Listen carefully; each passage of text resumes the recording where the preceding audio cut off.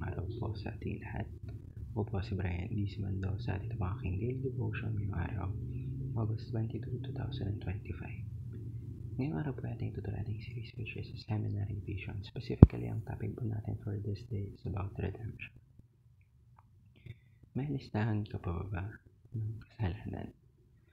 Now, para po sa araw to, ang talata po natin may gagaling sa Ephesians chapter 1 verse 7. Sabi po rito, in Him we have redemption through His blood, the forgiveness of sins in accordance with the riches of God's grace.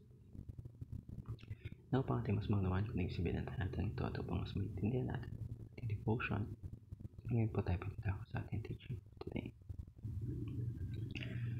Kung titignan niyo po yung Biblia, simula po sa beginning nito hanggang sa katapusan ng Biblia, it talks about the redemption. So, simula po sa Genesis hanggang sa Revelation, yung story po it is how about it is about how God restores our world, or God rescues us, and wherein He brings back people back to Himself. And the very center ng story nito stands out the cross. So yung cross mismo, it is where the redemption become most beautiful.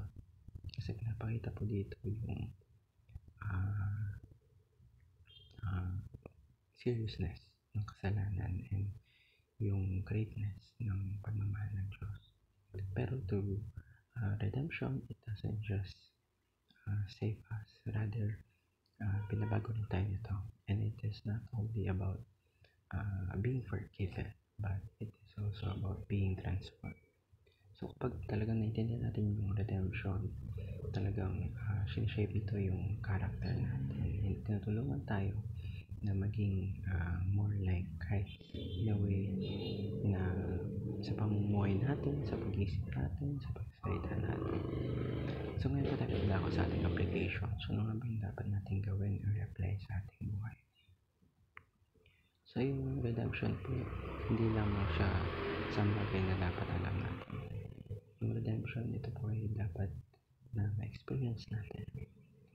Inimbitan po tayo ng Diyos personally to receive His redemption.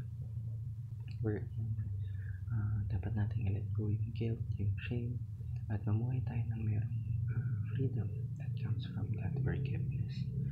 And kasi sa oras na ma-experience mo yung grace, yung pagmamahal ng Diyos, natural na lamang na yung susunod mong gagawin is to share it with others, to extend it with others.